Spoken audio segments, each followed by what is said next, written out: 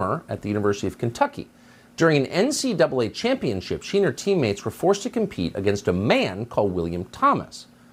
Now, there's been a lot of news coverage of William Thomas, but here's the truth. Thomas had been a male swimmer at the University of Pennsylvania, and he had a lackluster swimming career, so he came up with a plan. He decided to give himself a female name, and soon he started winning women's swimming competitions. So what do you call that? Well, you call it cheating. That's cheating. And Thomas's cheating was not a secret. It was obvious to everybody.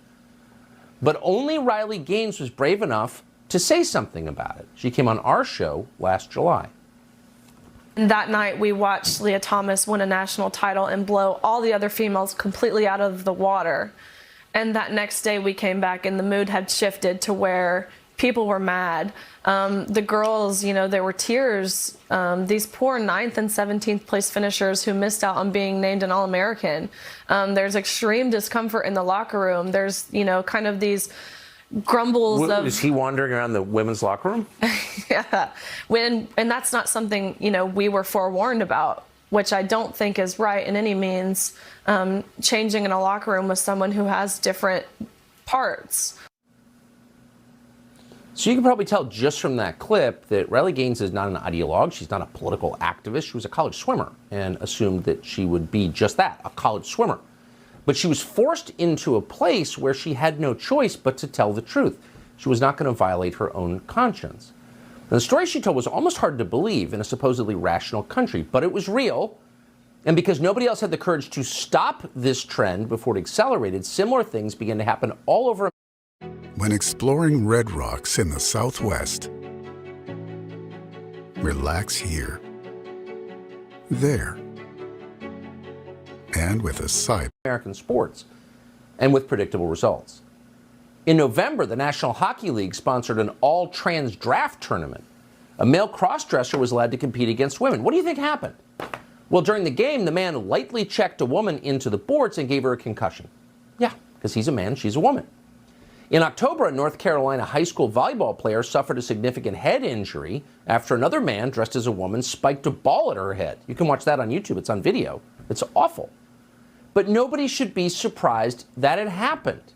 9 years ago, a man called Fallon Fox declared himself a woman and competed in a mixed martial arts fight against a competitor called Tamika Brents, who was a woman. In a total of 36 seconds on the mat, Fox fractured the bones in Tamika Brents' face and won the fight. As Tamika Brents later put it, quote, "I've never felt so overpowered in my life, and I'm an abnormally strong female." Well, yeah, because even an abnormally strong female, which she is no match for most biological men. Everybody knows that. It is measurable. We don't need to guess. But almost nobody at this point, at this deeply contemptible point of cowardice in the West, almost nobody will say that because they're afraid.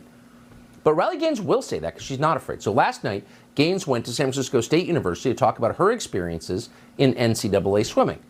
And Riley Gaines is not a hater. She is a measured, decent person who believes in logic and reason and finding common ground with people who disagree with her. She does not think she is God. But that fact, that she does not believe she's God, makes her a terrifying threat to the zealots who do believe they're God. And so at San Francisco State last night, the zealots attacked her. A mob surrounded Riley Gaines and prevented her from moving through the hallways. At one point, the thugs said they wouldn't let her pass unless she paid the money. During the chaos, a man dressed as a woman punched her several times. The mob howled with rage, screaming threats and obscenities. We're not overstating. Here's what it looked like.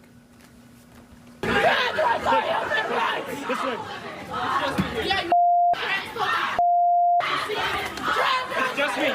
I'm good. I'm coming. You got me. I'm good.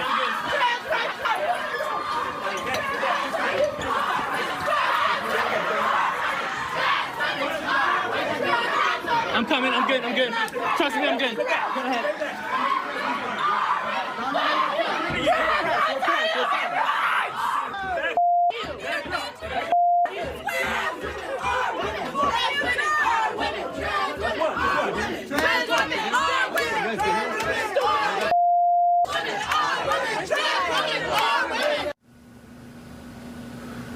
That's the most dangerous extremist group in the United States. There's no mistaking it. Riley Gaines, once again, is not an ideologue or a demagogue. She's not out to hurt anybody. She's a college swimmer who was cheated against and doesn't think that's fair. And in the face of that, people threaten her life and scream transparently nonsensical things like trans women are women. Trans women are not women. Women are women and men are men. And that's unalterable. And if you think otherwise, you are delusional. And they are delusional and therefore dangerous. Last night, Riley Gaines was silenced and assaulted at San Francisco State. Her most basic civil rights were stolen by a violent mob. The thing we're supposed to be on the lookout for, well, there it is. If there is such a thing as a hate crime, you just saw it. And yet the Biden administration and its thoroughly corrupt Department of Justice won't acknowledge that any of that happened because they endorse it happening.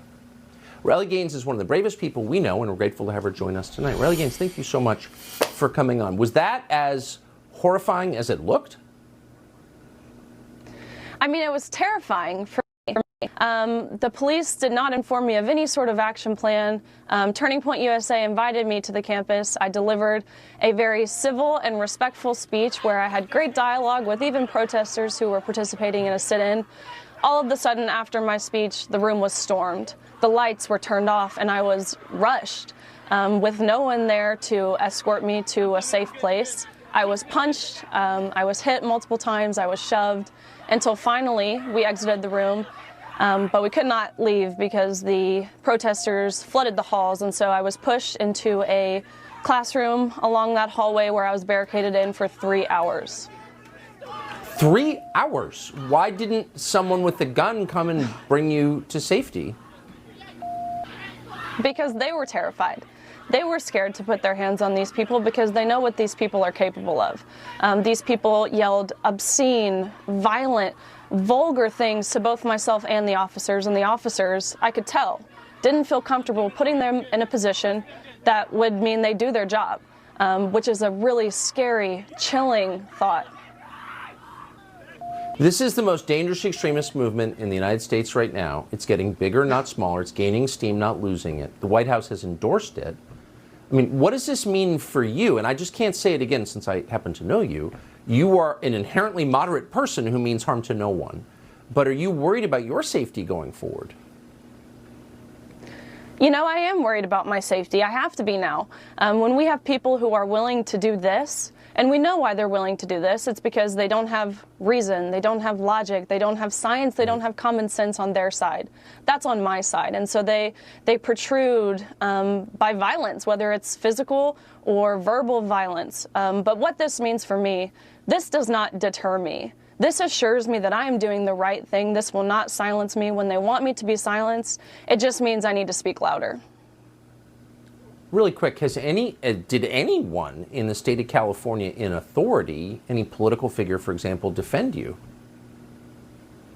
No, not the dean of students, not the campus police. I will say the city of San Francisco police that stepped in, they did a phenomenal job in escorting 3 hours later. But I will be pursuing legal action. I will ensure that the people who physically assaulted me, the people who put me in that position, they will face repercussions. Yeah, I mean, if we can't identify that as evil. Of course, thank you so much. So during the last outbreak of armed extremism,